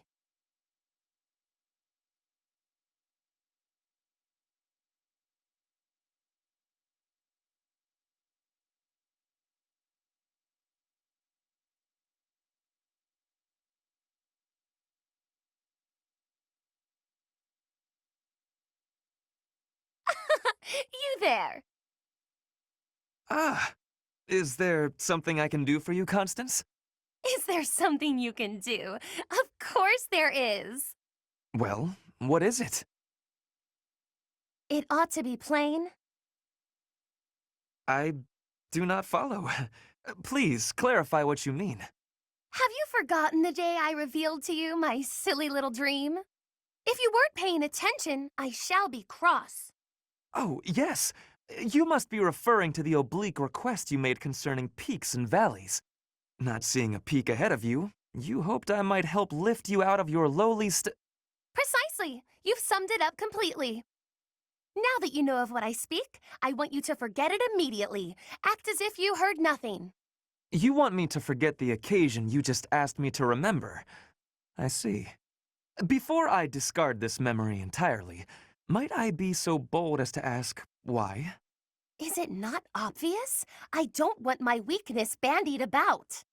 I vowed to restore House Nouvelle through my own grand achievement. Just as I would not abandon this dream, I would not accept it being handed to me. Though if I am to be quite honest, the real reason is that letting you in on this vulnerability was an indiscretion I won't repeat. I see.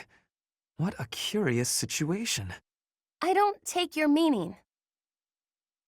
The hand of fate stripped everything from me, leaving me vulnerable and exposed.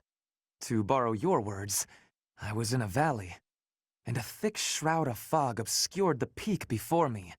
Now, the cloud has lifted a bit, and I can see a glimpse of what lies ahead. And what, dare I ask, do you see? There is a towering cliff for you to scale, and a long, rocky path lying ahead of me. Rather than ascending separately, we can join hands and face these obstacles together. Then, we can reach the heights of our forebears. Or, dare I say, even higher. Even higher, you say? Now you remind me once more of the boy I knew.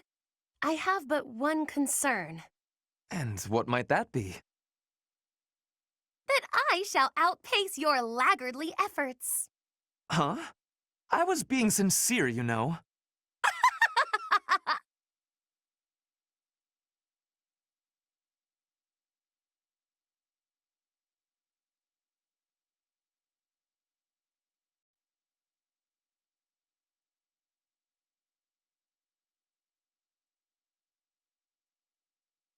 Hey, Coco, how are you?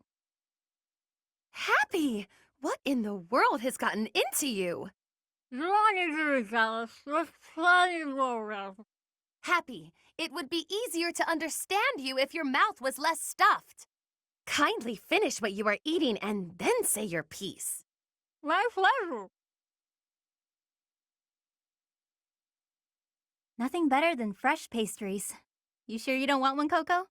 It's not about whether I want a bun or not. It's about your atrocious manners.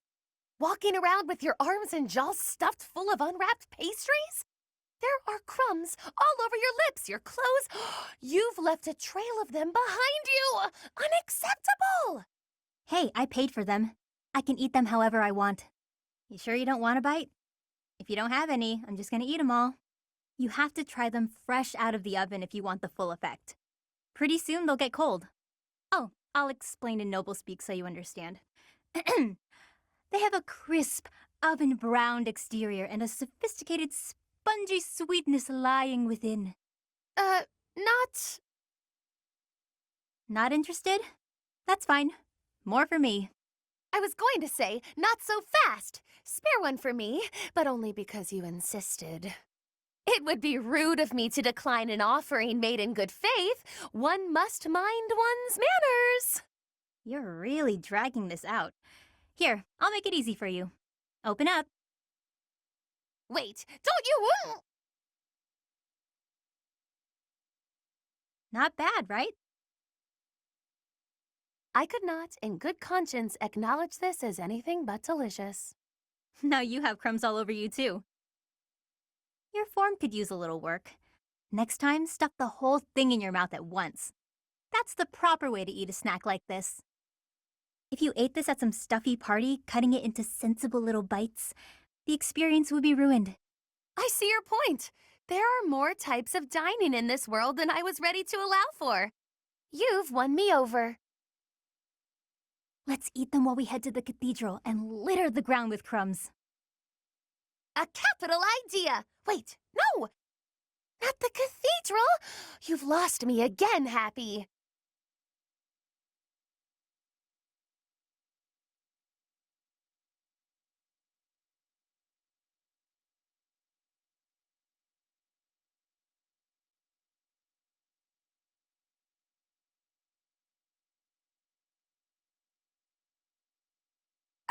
Thank you for going to such lengths to come see me, Happy.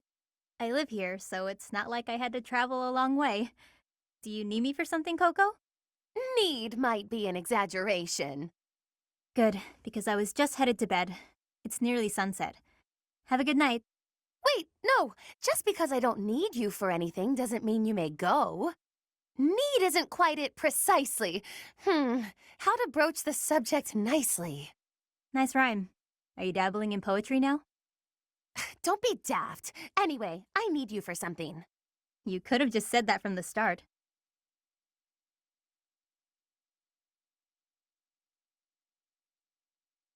So you want me to drink whatever this is? It's how I intend to show my gratitude for all the things you do for me.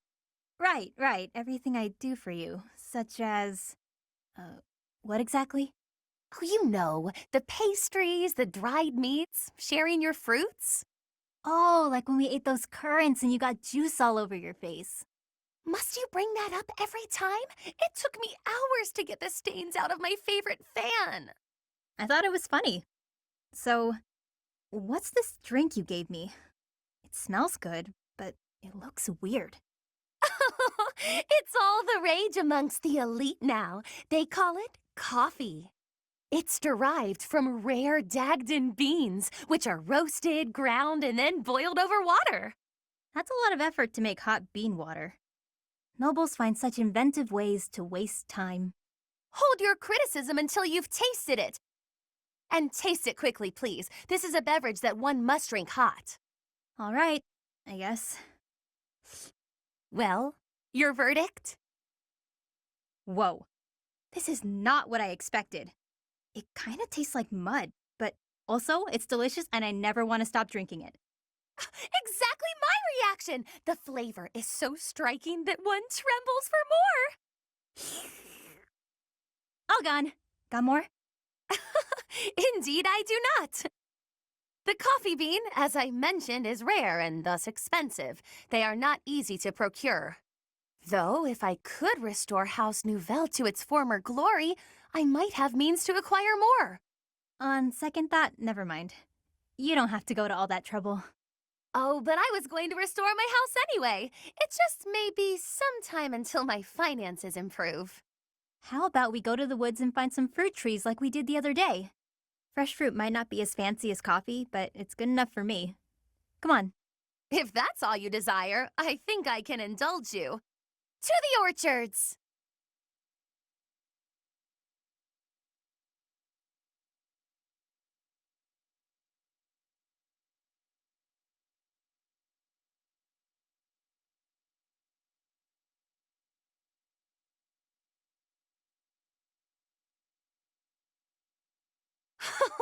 Delicious, is it not?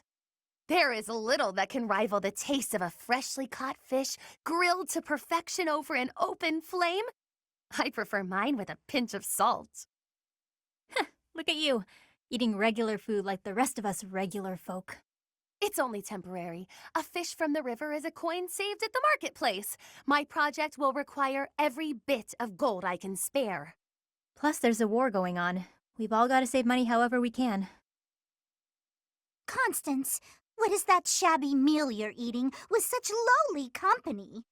I suppose after all that's happened, she's given up on regaining her noble title. Probably for the best. How dare you! Would you two mind your own business? We're just trying to eat in peace. Did you hear that? It sounds like a stray cat is screeching at us. Oh dear, she's not using any silverware to speak of. She's just eating with her paws. I'd expect that from a commoner, but Constance seems to be doing the same thing. How humiliating. Oh, we're so vicious. Beating up on poor, pathetic Constance after all of her setbacks. What are you laughing at? Pardon my outburst, but I couldn't help myself after your ridiculous conversation. How I eat my fish has nothing to do with my status. In fact, I shall vow one thing now. When House Nouvelle is restored, I shall bite into a whole fish thrice weekly. Pardon? Moreover, Hapi is a dear friend. I won't permit you to call her a stray cat or anything so insulting. We shall continue to remain steadfast friends, even after my title is restored. And how soon do you expect that to happen? We both know that if she carries on with such disgraceful behavior, she won't restore her house anytime soon. Well, for the upper class, those two seemed rather classless. What just happened? Oh, I knew them of old. They were callow noblewomen from the School of Sorcery. No, I mean, you said that I'm a dear friend. Did you really mean that? Oh, one says all sorts of things when one feels like being cruel. But yes, I really meant that. Even when I am a noble once more, I expect you to keep me company well into my dotage. Of course, Coco. Won't be easy getting rid of me.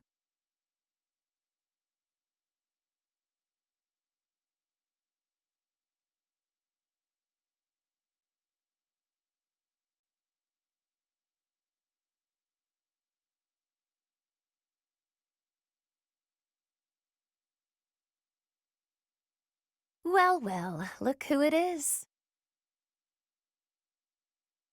Emile, it is you, isn't it? Are you feeling more talkative than when I saw you last? Do not call me that.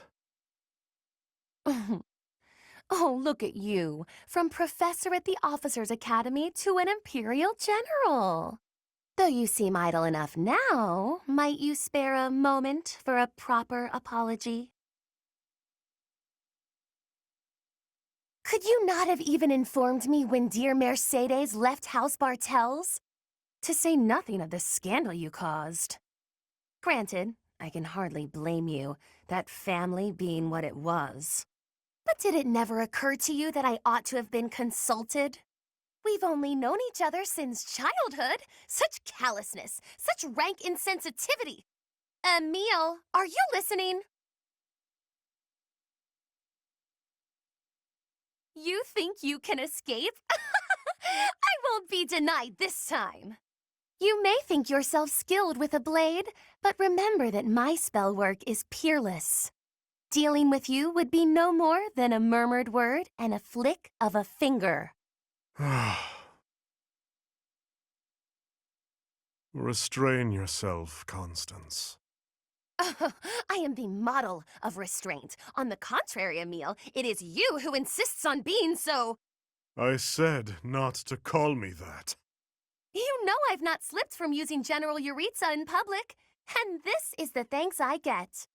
Tell me, have you had a proper chat with Mercedes? You have, surely. You've always been the sort to keep your own counsel and let others draw their own conclusions. Would it kill you to be silent for once? Emile, stop! This isn't over!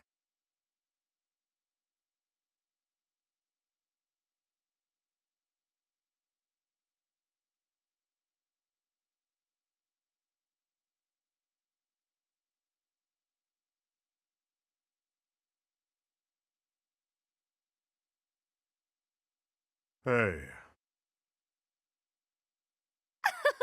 Did you send for me, Emile? Stop gossiping about me. Gossiping? About you? Oh, you wound me, Emile. So what if your name falls from my lips now and then? If you speak of my past, there will be consequences. I am aware. I have been silent regarding you secretly being of House Bartels. No, when I speak of you, I bandy gentler truths, such as your fondness for kittens and ice cream. All the silly little details that make you seem human. Those details are nobody's business but mine. Oh, Emile, do you have any notion what the rank and file say about you? No. They use words like unapproachable, menacing, and inscrutable. Regardless of your skill with a blade, fighting a war as if it were a long series of duels will end in death. And that is why I do what I can to ingratiate you with the soldiers you lead. No thanks necessary. I see you are still unhappy with me. Whatever do you mean? The battlefield is solitary in the end. I've no interest in camaraderie with soldiers. Are you implying that in combat, you are an utterly matchless warrior? That you can vanquish any foe single-handedly? That you need no cohorts supporting you? How perfectly presumptuous! Even I can admit my reliance upon others. While you fight, who stands beside you to gauge the tide of battle? Who eliminates the archers aiming for you? Who heals whatever injuries you might sustain? These are questions you should be asking yourself, Emile. I ask them for you because we are old friends. Always quick to cut to the heart of the matter. Just as you are ever an ache in my side. Which is nothing compared to the ulcers your sister must have developed, given your attitude. Whatever. But there is a truth in your words. However, it is not up for discussion. Stop gossiping about me. I shall consider it.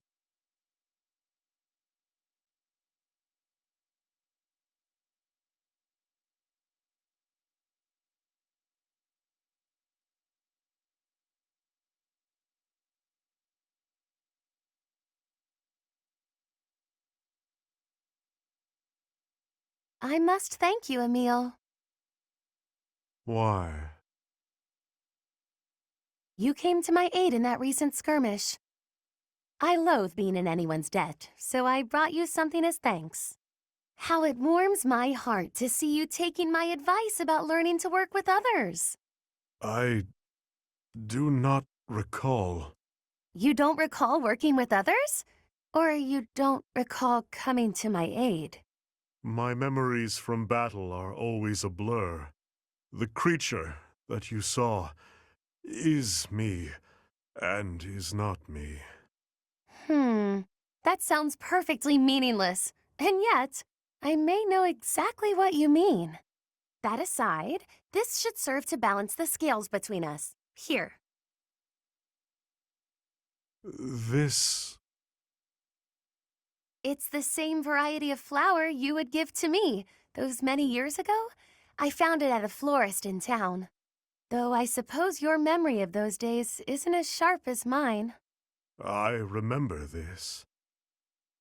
I gave you a rose when Count Nouvelle brought you along on his visit to House Bartels. I used to tend to the roses with Mercedes and Mother in the garden. So you do remember. The garden of House Bartels did tend to make an impression. Mother and Mercedes were always so blissful when they spent time there. You picked a rose and gave it to me, like the knights in the stories. Your story took a tragic turn. Time has had its way with you. I thought the same upon seeing you. Your sympathy is noted. Of the two of us, only I could be said to have aged gracefully. That is not what I meant. We cannot go back in time. That was my meaning. Do not be so hasty. Anything lost can be regained. The garden may be gone now, but that will change once I have rebuilt House Nouvelle. You'll see when you walk into the grand rose garden I shall have planted in the center of the estate. You'll come and see it, won't you, Emile? Along with Mercedes and your mother, of course. You believe you are capable of that? With you assisting me, it is practically guaranteed. Is it now? Some will undoubtedly take forceful issue with the restoration. That's where you come in. What a privilege I am granting you to play a part in the return of my noble house. A smile spreading across your face? Now that is a rare blossom indeed. Only when in the company of a select few.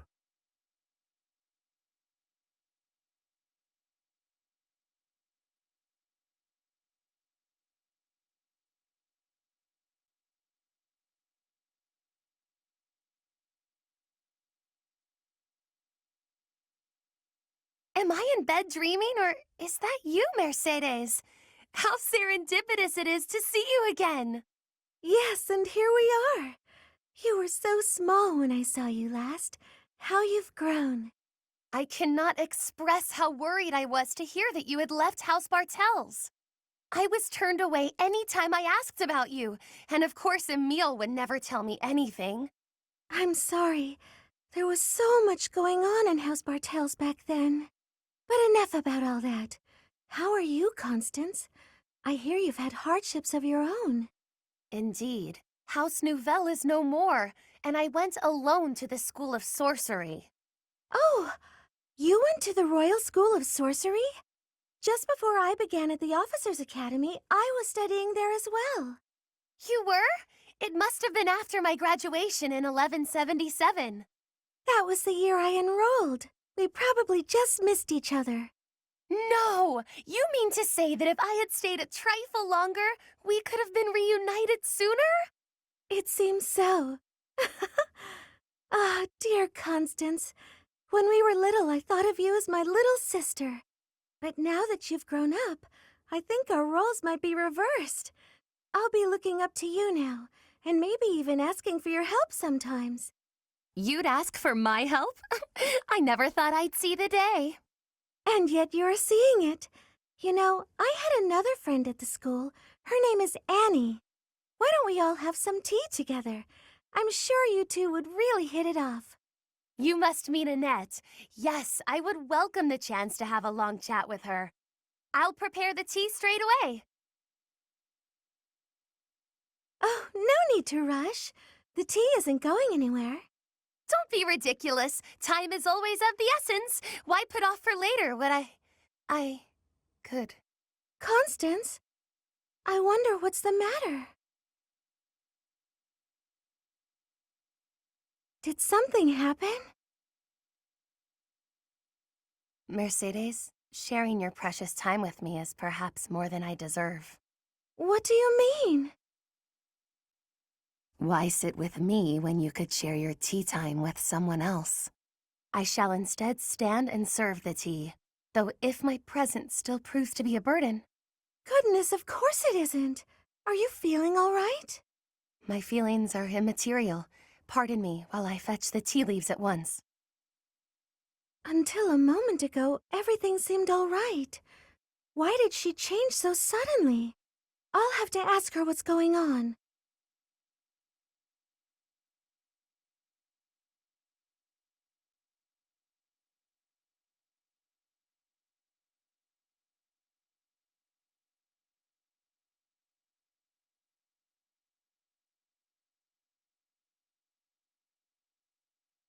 I see.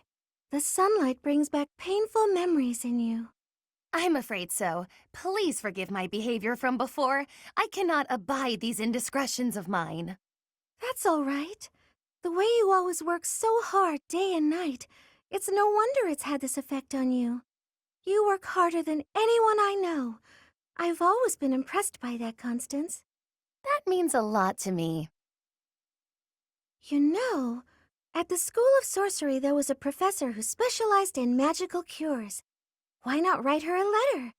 Perhaps she can suggest a treatment that might help. I have tried. She could do nothing for me. But I vowed then to the goddess that I would find a way to overcome my trials. I will prove my skills to the goddess and everyone else, bringing me closer to restoring House Nouvelle. You're a tough cookie, Constance. Naturally, and with your support, I shall grow ever stronger by the day. I know you will. You know, during the years of political turmoil, House Martritz was destroyed just as your house was. But restoring my father's house has hardly crossed my mind. I guess I'm not as tenacious as you are. You needn't be so hard on yourself, Mercedes. You have had other priorities since then.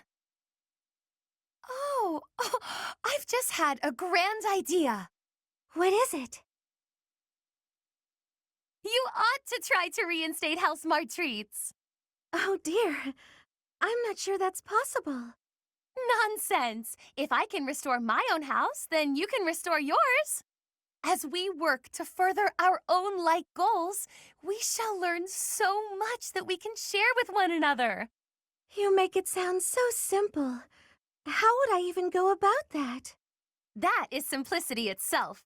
You shall become a prodigy at spellcraft, as I am. All right.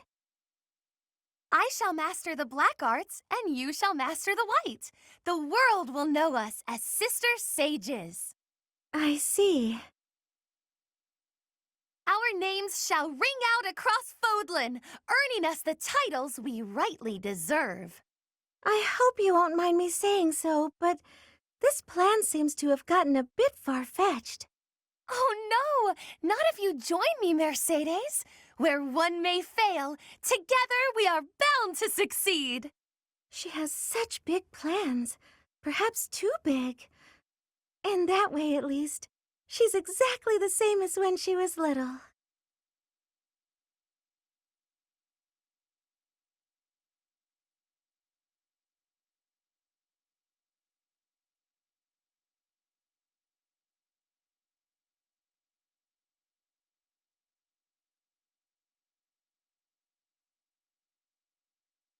What's the use? Even with all I've learned, I still don't understand. Hello, Constance. I hope I'm not interrupting. Not at all. I was just in need of a sympathetic ear. I found a magical scroll, which, unless I am mistaken, should relieve me of my woes. Oh, wonderful! Not so fast. The magic within this scroll is a type I have neglected to study. It pains me to admit this, but it may take decades of going back to the basics to grasp it. Decades? That's a long time to spend with your nose buried in an old piece of parchment.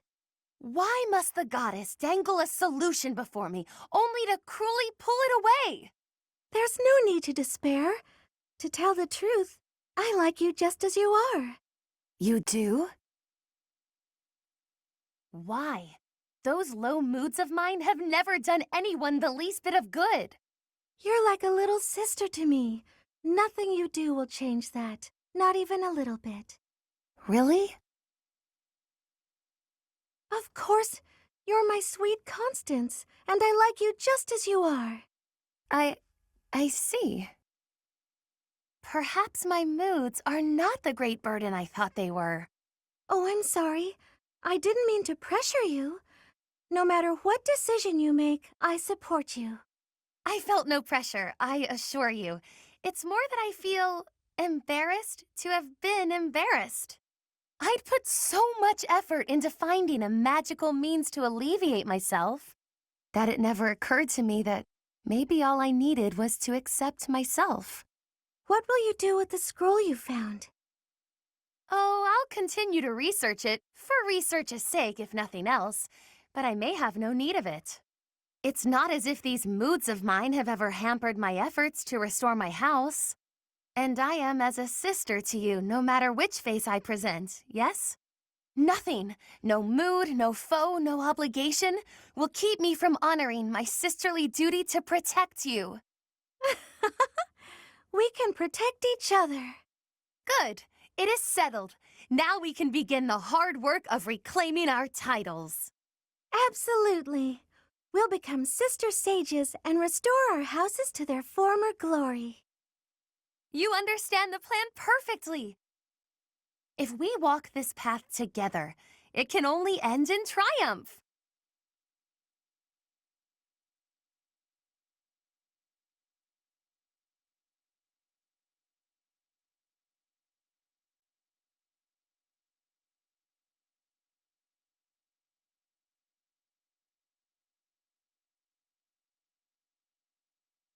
Yuri!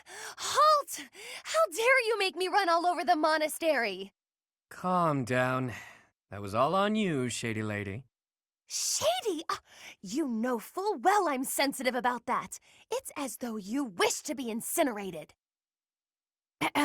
What I mean to say is, all shall be forgiven when you do my bidding.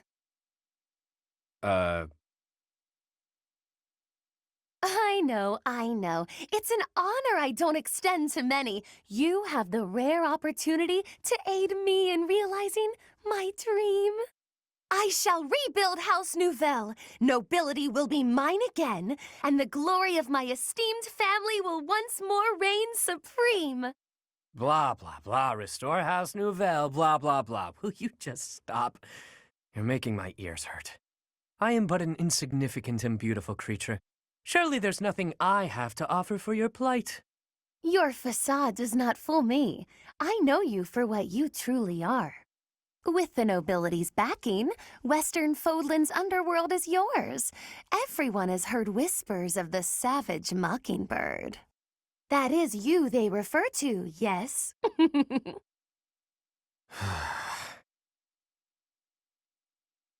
Your time would be better spent laying the groundwork for me to reclaim my title. I envision you using your connections to apply pressure on the nobles in Enbar. Right. So say I indulge you, that I agree on this killer bird you speak of. What I offer comes at a high price. You do understand that, right, milady? How exactly do you intend to compensate me? But what greater compensation could I offer than to play a part in restoring House Nouvelle? Restoration of houses does nothing to put food in my stomach. I suppose, but rest assured that upon my return to power, you shall be suitably rewarded. Let me cut through the mud here. You're broke, and you'll pay me after you get what you want. Wow. I love how irresponsible you are. Refreshing. Then what would you have me do? I have nothing to bargain with now. No status, no wealth. Perhaps rather than turning to a killer bird for help, you should be bowing before the nobles or some such. Get down on all fours and lick their boots. See what that'll get you. Perhaps you're too prim and proper for that. Lick their boots? Is tonguing their footwear likely to sway them to my cause? My work here is done. No, I was not through with you yet. You come back here! Hey!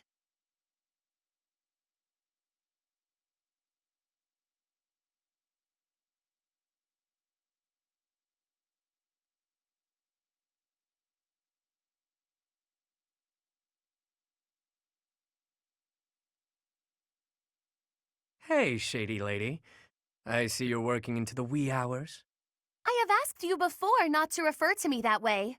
Right, whatever, sorry. Anyway, what kind of bizarre spells are you weaving?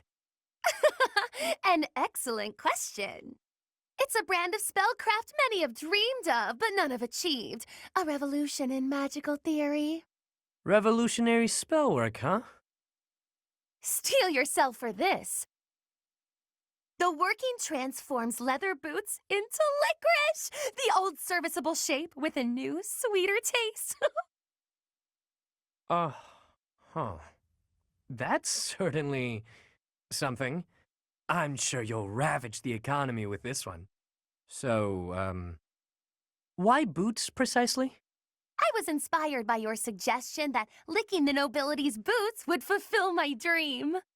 I went to my chambers to discreetly taste my own boots. They were less appetizing than I had hoped. The thought of licking boots day in and day out was revolting, but then I thought, what if? Tonguing licorice boots rather than leather ones would make the whole ordeal much more palatable. This is no run-of-the-mill penny ante black magic. This is something new. Black licorice magic. I could lick the boots of 100 nobles if they all tasted so scrumptious as licorice. Are you some kind of damn fool? The common mind often has difficulty distinguishing between genius and idiocy. You set me the challenge of licking boots, and I would say that I have risen to it ably. Correct. I told you to do that. But I think you took what I said just a bit too literally. Then how did you mean it? Does the licking not count if the licker enjoys it? It's mostly something you do by way of acting subservient. I'd even lick the mud from your boots, my lord. Get it? What? Are there nobles so depraved that they would take satisfaction in such a thing? There sure are. I've licked a boot or three in my day. Indeed? Oh, did it not turn your stomach? Well, of course it did. There's hardly any dignity in boot licking.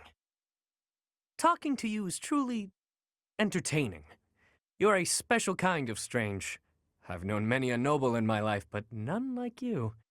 I was just dealing with a bunch of them, so the difference seems especially stark. Though, I guess you're not technically a noble at this point, are you?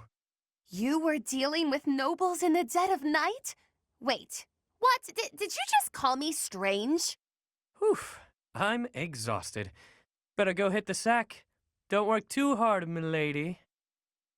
I did not give you leave to go! Ugh, his rudeness knows no bounds. But I'll have my revenge, perhaps by exposing his business with these nobles. He'll rue the day he loosened his tongue in front of me.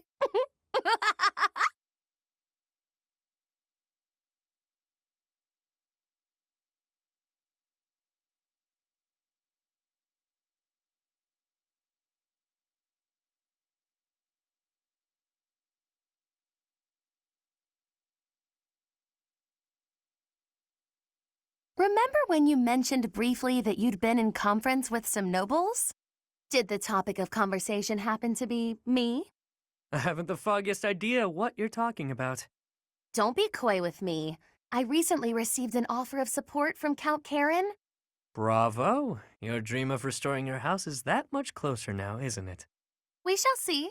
My response is on hold until I could confirm something first.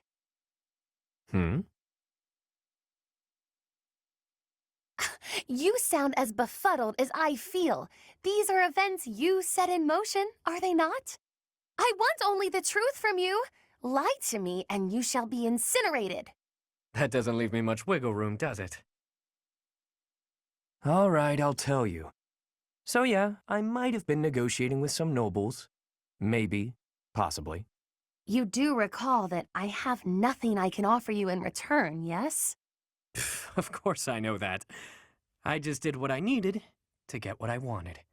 Like always. Explain. All my life, I've known how to angle to get everything I've ever wanted. Money, social standing, the whole kit and caboodle. See? That's how the savage mockingbird lives. Ever since I was a kid. It's how I've done things. What does that have to do with... Wait, are you admitting to being the savage mockingbird? And I find myself wanting in on this house of yours. The one you've yet to rebuild. What? No, wait. You haven't yet answered my question about the savage... Preened as this bird might be, his only home is a dark, wet back alley. As long as I'm me, nothing can change that. So I figured, if I could leave that home of mine and live simply as Yuri, even if only for a while, you know, I might like somewhere proper to return to. Somewhere cozy. Comfy, even. Better than House Row, where last I left from. I'm not sure what you're insinuating here. I'll get your house back for you. And I only ask for one thing as payment. Once House Nouvelle is back in good standing, I want a home there. You mean you wish to join House Nouvelle? But the only way to do that... Marriage. Bingo. Quick, easy, simple. You and I. Spouses. You heard me. It's a fine enough trade. What's the problem? I mentioned nothing about a problem. Where did you get that notion? I've always found you very useful, though I could do with less, much less of your back talk. I suppose Milady doesn't want a rogue for a husband. Can't handle all that is Yuri, No, but there is a procedure to this sort of thing. How can you join my house when I have none? What? You want to do things in order? How boring. I suppose we'll be lovers for now. You mock me! You mock me and I will not have it! Me? Mock? I'm being sincere. I'd never live out another dull day with you by my side. That is my only fear. A life spent by your side may be more taxing than I could stand. Seeing you so flustered provides endless entertainment.